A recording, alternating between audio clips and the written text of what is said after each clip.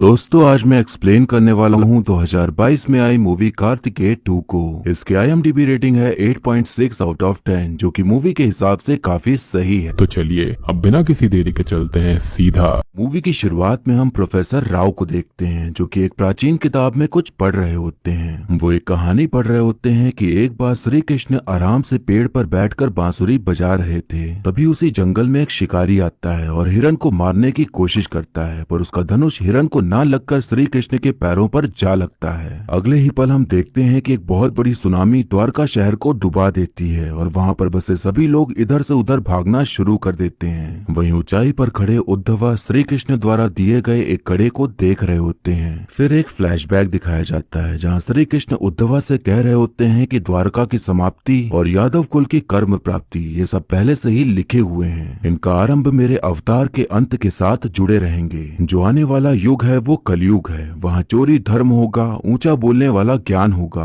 राजा ही चोर होगा। ऐसे दिन आने वाले हैं। श्री कृष्ण अपने पैर से एक कड़ा निकालकर उद्धवा को देते हैं और कहते हैं कि उस कलयुग की विपत्ति से रक्षा करने के लिए मैं तुम्हें ये कड़ा दे रहा हूँ। फिर इसके बाद कहानी प्रेजेंट में आती है, जहाँ हम देखते हैं कि प्रोफेसर राव उस किताब के कुछ पन्ने फाड़ कर लेके चले जाते हैं। अब इसके बाद हम एक लड़के को देखते हैं जिसका नाम कार्तिकेय होता है और वो पेशे से डॉक्टर होता है, पर उसके साथ साथ वो और भी कई तरह के काम करता था। एक बार हॉस्पिटल में सांप घुस आता है तो वो उसे अपने हाथ में पकड़ने में कामयाब हो जाता है। सभी लोग उसके ऐसा करने पर चमत्कार समझते हैं, पर वो समझाता है कि मैंने अपनी हार्ट बीट और पल्स रेट को नॉर्मल कर लिया, जिससे कि सांप को मेरी वाइब्रेशन से फील हुआ कि मैं उसे हानि नहीं पहुंचाऊंगा, जिससे कि वो मेरे हाथ में आ गया। कार्तिकेय का नेचर कुछ ऐसा ही था कि दुनिया में हो रही चीजों पर आंख मूंद कर विश्वास नहीं कर लेता था, बल्कि अपनी क्यूरियोसिटी के चलते पहले वो उन चीजों को समझता, उनकी जांच पड़ताल करता, उनके पीछे की साइंस समझता और तब जाकर वो उस चीज पर विश्वास करता था। कार्तिकेय लोगों की हर तरह से मदद करता था, फिर चाहे पैसों की मदद हो या घर में किसी बात की दिक्कत हो। वो कहने को तो डॉक्टर था, पर उसकी हर चीज जानने की इच्छा ने उसे सब कुछ बना दिया था और लगभग हर तरह के काम उसे करने आता था।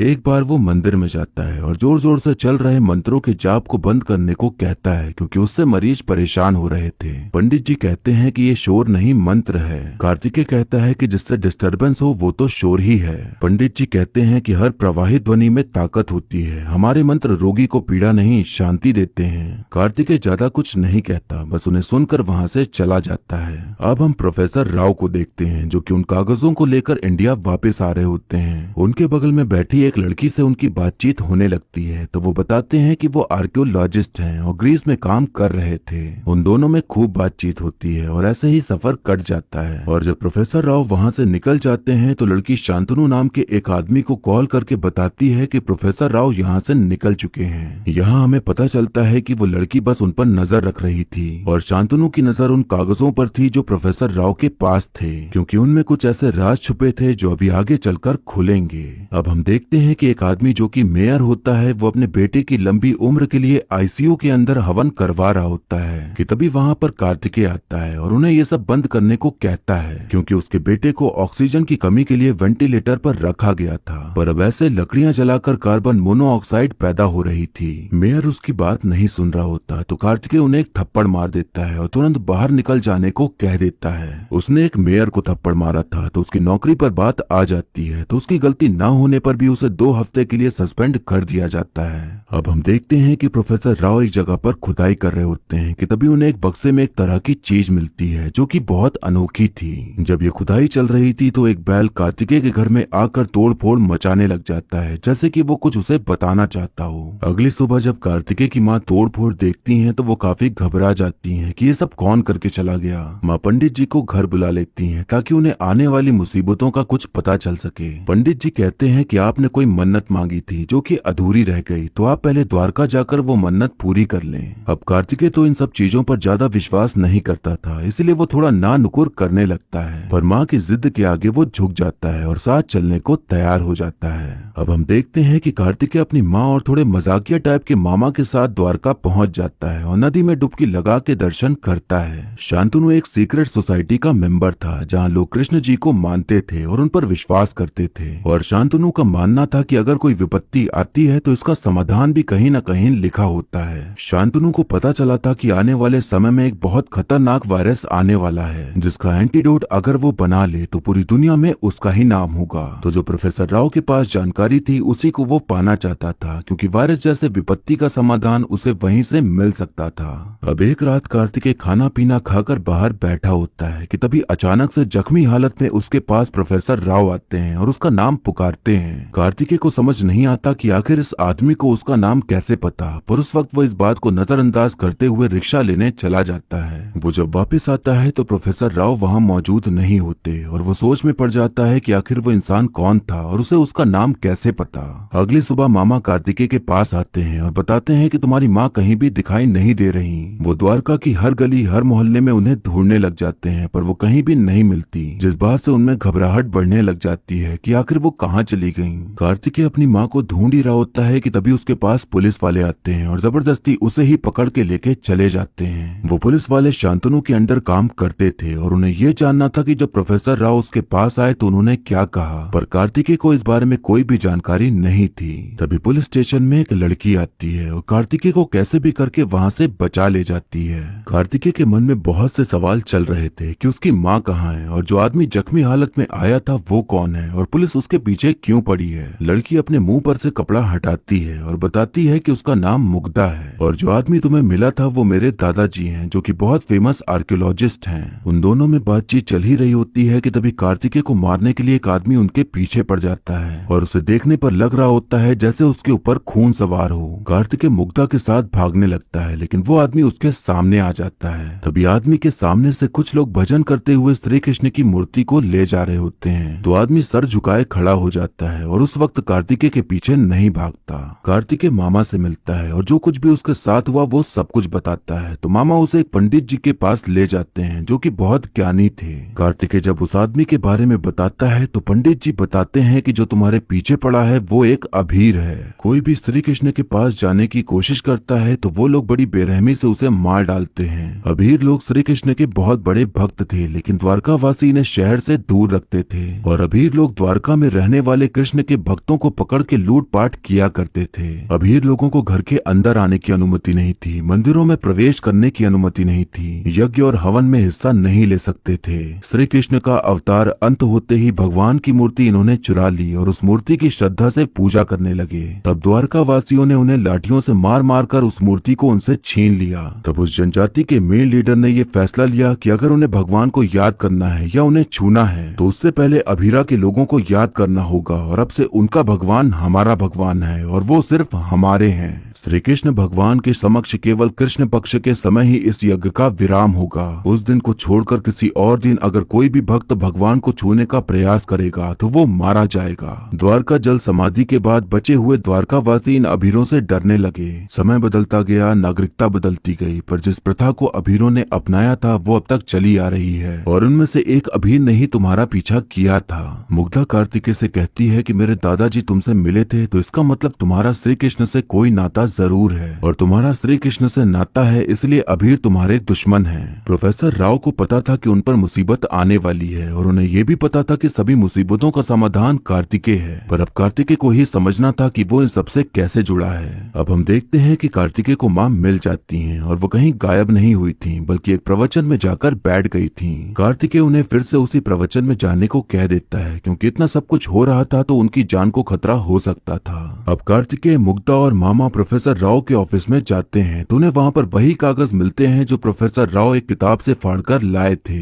श्री कृष्ण द्वारा दिए कड़े को लेकर द्वारका से निकले उद्धवा उसके लायक जो व्यक्ति है वही उस तक पहुँच सकता है ऐसे आधार बनाए थे। उद्धवा के छुपाए गए उस कड़े को पाने के लिए कई सालों से खोज चल रही है। कलयुग के समय में कई राजाओं ने उस कड़े को पाने के लिए प्रयत्न किए और कई सुराग बनाए पर पहुंच नहीं पाए। उन सुराखों में से एक सुराग ऐसा था जिसके बारे में प्रोफेसर राव को पता चल गया था, जो कि मोर की आकृति के रूप में था, पर उन्होंने उसे छुपा दिया और सुराग तक पहुंचने के लिए उन्होंने एक सुराग उस कमरे में ही छुपा रखा था। कार्तिकेय हर तरफ नजर दौड़ाता है तो उसे एक पेंटिंग दिखाई पड़ती है जो कि कृष्ण तालाब की होती है। अब वो सभी लोग वहीं पर पहुंच जाते हैं और कार्तिकेय डुबकी लगाकर उस तालाब से वो मोर जैसे दिखने वाली आकृति ढूंढ निकालता है। तभी वहाँ पर शांतनु द्वारा भेजे गए कुछ गुंडे आ जाते हैं जो कि उस वस्तु को पाना चाहते थे, पर कार्तिकेय उन सबको मार मार कर वहाँ से भगा देता है। कार्तिकेय कहता है कि जब तक मेरे पास ना आए तब तक समस्या है, लेकिन एक बार मुझ तक पहुँच गई तो वो समाधान है। ये मेरे हाथ क्यों आया वो मैं नहीं जानता, इसके पीछे क्या कहानी है वो भी नहीं जानता, लेकिन इसमें शामिल हुए बिना इसमें मेरा किरदार है, इसलिए इसका अंत भी मेरे ही हाथों लिखा है।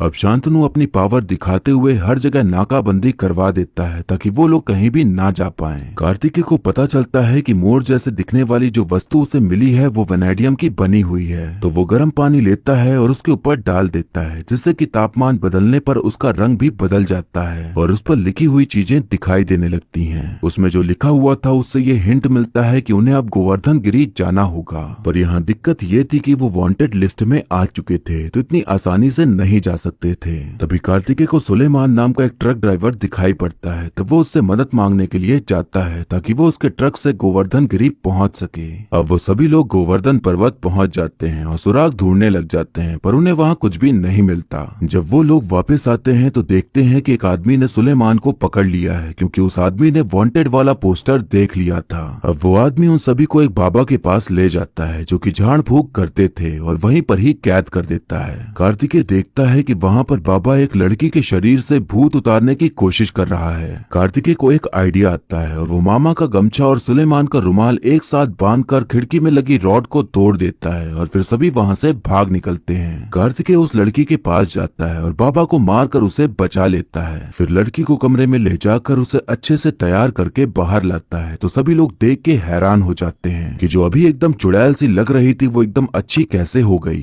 कार्तिकेय बताता है कि इसकी दोस्त कुएं में गिरकर मर गई थी और उसने उसे तड़प तड़प कर मरते देखा। जब भी उसको वो पल याद आता तो वो डर जाती और रोने लगती। आप लोगों ने उसके दर्द को समझे बिना उसके रोने धोने को पागलपन समझा और उसके डर को इस बाबा ने चुड़ैल बना दिया। लड़कियां अपने अंदर हजारों डर और सच छुपा लेती हैं। घर में बताने वाली छोटी छोटी समस्याओं को भी आप लोग ऐसे पाखंड और अंधविश्वास का नाम देंगे तो ऐसे ही पाखंडी लोग आपको बेवकूफ बनाकर उनकी जिंदगियों से खेलते रहेंगे। अब कार्तिकेय गाँव वालों की आंखें खोलने और एक अच्छा संदेश देने के बाद अपनी खोज पर दोबारा से निकल पड़ता है कि तभी उसे एक पत्थर में मोर की आकृति दिखाई पड़ती है। जो वस्तु उसके पास थी वो एक चाबी की तरह काम करती थी, तो वो उसका इस्तेमाल करता है तो वहाँ एक द्वार खुल जाता है। गुफा के अंदर उन्हें एक टेलीस्कोप जैसा कुछ मिलता है जो कि एक तरह का दूसरा सुराग था कड़े तक पहुँचने का। अगली सुबह जब कार्तिकेय सोकर उठता है तो देखता है कि मुग्धा वहाँ से गायब है और टेलीस्कोप भी ले गई है, तो उसके दिमाग में ये आता है कि वो शायद धोखेबाज निकली। तभी अचानक से उन पर कोई हमला कर देता है और जब कार्तिकेय को होश आता है तो देखता है कि वो उल्टा लटका हुआ है और सुलेमान और मामा जमीन में गड़े हुए हैं। ये सब कुछ शांतनु ने किया था और उन्हें ऐसे ही मरने के लिए छोड़ दिया था, पर तभी वहाँ मुग्धा आ जाती है और उन सबको बचा लेती है। वो सभी लोग सोच रहे थे कि मुग्धा भाग गई, पर वो एक आदमी से मिलने गई थी जिससे पता चला था कि अगर उन्हें टेलीस्कोप के बारे में जानकारी चाहिए तो उन्हें धनवंतरी नाम के एक आदमी के पास जाना होगा। अब सभी लोग धनवंतरी से मिलने के लिए उसके घर पहुंच जाते हैं, तो उन्हें पता चलता है कि वो देख नहीं सकते और वो इतने बुद्धिमान हैं कि आंखें न होने पर भी सब कुछ जानते और समझते हैं। सभी लोग सोच में पड़े होते हैं कि जो इंसान देख नहीं सकता वो इतना बुद्धिमान और ज्ञानी कैसे हो सकता है। तभी धनवंतरी कहते हैं कि दृष्टि और विज्ञान में कोई संबंध नहीं है, मैं देख नहीं सकता तभी तो आज मैं वो बन पाया जो मैं आज हूँ। वो कहते हैं कि जो आज की साइंस और टेक्नोलॉजी है वो हजारों साल पहले और भी ज्यादा एडवांस थी। ये मानने वालों में से एक प्रोफेसर राव भी थे। उनके भरोसे को मजबूत करने के लिए एक सीक्रेट सोसाइटी बनाई गई थी। उस सोसाइटी में सभी लोग बस अपने मतलब के लिए काम करना चाहते थे, लेकिन प्रोफेसर राव ही थे जो देश की भलाई के लिए काम करना चाहते थे। सीक्रेट सोसाइटी से छुपाकर प्रोफेसर राव भगवान के कड़े के बारे में जानकर उसमें लिखे मेडिकल इंस्क्रिप्शन से आने वाली महामारी से सबको बचाना चाहते थे। एक दिन प्रोफेसर राव की नजर कार्तिकेय पर पड़ती है और उसका पीछा करते हुए उन्हें समझ आता है कि यही वो इंसान है जो उनके अधूरे काम को पूरा कर सकता है, यानी कि वो कड़ा पाने के लायक कार्तिकेय ही है। धनवंतरी ये सब बता ही रहे होते हैं कि तभी कार्तिकेय उन्हें टोकते हुए कहता है कि एक कड़े में मेडिकल इंस्क्रिप्शन कैसे लिखा जा सकता है, खुद एक वैज्ञानिक होकर आप ऐसी बातें कैसे कर सकते हैं। धनवंतरी कहते हैं कि हमें दिखाई नहीं दे रहा तो इसका मतलब ये नहीं कि वहाँ कुछ नहीं है। श्री कृष्ण को भगवान की मोहर लगाकर मनुष्य और धरती से अलग मत करो, वो बायोलॉजिकली इस धरती पर ही पैदा हुए और यहीं बड़े हुए हैं। वो एक अपार बुद्धि ऊंचे सिद्धांतों से जन्म लेकर इस धरती पर चलने वाले इंसान हैं। गीता के द्वारा करोड़ों लोगों को राह दिखाई, उनसे बढ़कर गुरु और कौन हो सकता है। रक्षा के लिए समुद्र के बीच में द्वारका नगरी बसाई, तो उनसे बड़ा आर्किटेक्ट कौन हो सकता है। आंखों से मन की बातें समझने वाला, उनसे बड़ा साइकोलॉजिस्ट कौन हो सकता है। बांसुरी बजा के गाय और गोपियों को बांधने वाला, उनसे बड़ा संगीतकार कौन हो सकता है। धर्म के लिए युद्ध करो ये कहने वाला, उनसे बड़ा वीर कौन हो सकता है। वो योद्धा, टीचर, गायक हैं और उससे भी बढ़कर हैं, और वो सब कुछ हैं।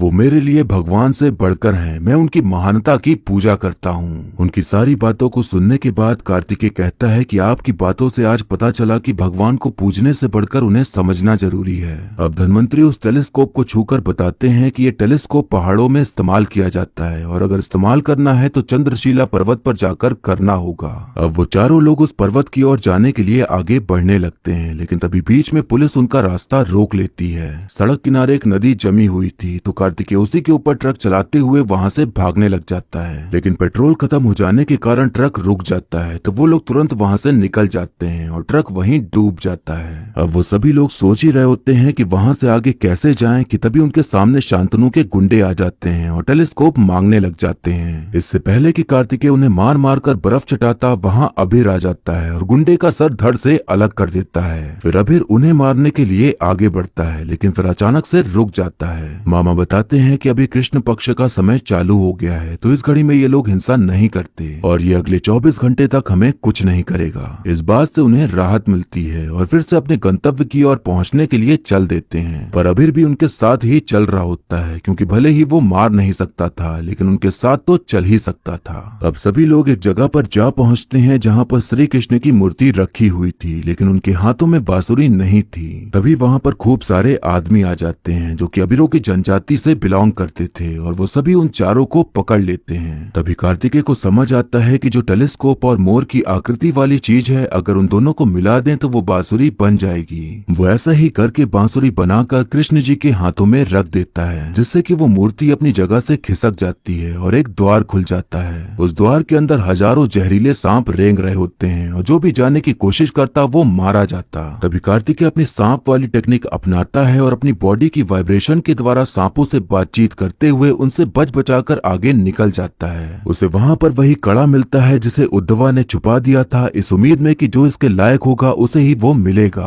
और कई लोग आए पर किसी को कड़ा नहीं मिला, पर कार्तिकेय को आज वो मिल गया था, क्योंकि वही था जो उसके लायक था। अब सीन यहाँ से कट होता है और हमें दिखाया जाता है कि हर न्यूज चैनल में, हर अखबार में बस कार्तिकेय की ही चर्चा चल रही है कि उसने एक कड़ा ढूंढ निकाला है जो कि भगवान का है। कड़े की कई साइंटिफिक जांच करने के बाद पता चला कि ये 5000 साल पुराना है, और उस कड़े में लिखे सबूत के आधार पर आने वाली कई विपत्तियों की महामारी का समाधान है। कार्तिकेय ने एक ऐसी खोज कर डाली थी कि वो हर जगह फेमस हो चुका था, इसलिए उसे स्पीच देने के लिए एक प्रोग्राम में बुलाया जाता है। कार्तिकेय कहता है कि ये जो ज्ञान मैंने पाया है, यही वो ज्ञान संपत्ति है जिसे हमें बचाना है। शांतनु वहीं पर ही मौजूद था, तो उसे टोकते हुए कहता है कि हमारे पुराणों पर सवाल करने वाले तुम, सबके भरोसे को तोड़ने वाले तुम, भगवान पर विश्वास न करने वाले तुम, तो ये अचानक से बदलाव कहाँ से आ गया। कार्तिकेय कहता है कि इस सफर को शुरू करने से पहले जैसा मैं था, अब मैं वैसा इंसान नहीं हूँ, और मैं समझ गया हूँ कि जानने के लिए अभी बहुत कुछ है। मैं किसी का विरोध नहीं करता, सिर्फ सच को खोजता हूँ। जिस तरह भक्त आंख मूंद कर भगवान पर विश्वास करते हैं, उसी तरह हमारे बीच बहुत से लोग आंख मूंद कर साइंस पर विश्वास करते हैं। दोनों के नाम अलग अलग हैं, लेकिन सोच एक है। शक्ति, योग्यता के साथ बुद्धि होने के कारण श्री राम, शिवा और श्री कृष्ण भगवान बने। ये माइथोलॉजी नहीं, हमारा इतिहास है, किसी के विश्वास से ना जुड़ा एक सच है। वो सिर्फ हमारे भगवान नहीं बल्कि हमारे पूर्वज थे, और ये कड़ा ही उनका एक छोटा सा सबूत है। इसके बाद हम देखते हैं कि अभीर शांतनु का गला काट कर उसे मार डालते हैं, क्योंकि अब कार्तिकेय उनका दुश्मन नहीं रह गया था, बल्कि वो सभी उसके सामने झुक गए थे, क्योंकि वो कोई बुरा काम नहीं बल्कि अच्छा काम ही कर रहा था। अब हम देखते हैं कि कार्तिकेय फिर से निकल पड़ता है एक नए सफर पर, जहाँ पर नई खोज, नए लोग, नए तरीके का एडवेंचर, नए दुश्मन और बहुत कुछ उसे मिलने वाला था। और फिर इसी के साथ मूवी यहीं पर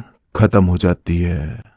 तो दोस्तों, इस मूवी का मैसेज साफ तौर पर ये समझ आता है कि हमें बताने की कोशिश करी गई है कि भगवान जिन्हें हम हर जगह खोजते हैं वो हमारी धरती पर ही जन्मे थे और वो कोई कहानी नहीं बल्कि हमारे पूर्वज थे। ये पूरी मूवी आपके विश्वास के ऊपर टिकी हुई है। अगर आपको भगवान पर विश्वास है तो आपको सब सही लगेगा, लेकिन अगर आप नहीं मानते हैं और भगवान को लेकर आपकी सोच अलग है तो हो सकता है कि आपको बहुत सी बातें सही ना लगे। कुछ लोगों का नेचर कार्तिकेय जैसा भी हो सकता है, जो कि सिर्फ बातों को सुनते नहीं बल्कि उनकी जड़ तक जाकर ये समझने की कोशिश करते हैं कि सामने वाले ने जो कहा है वो कितने हद तक सही है और कितना गलत।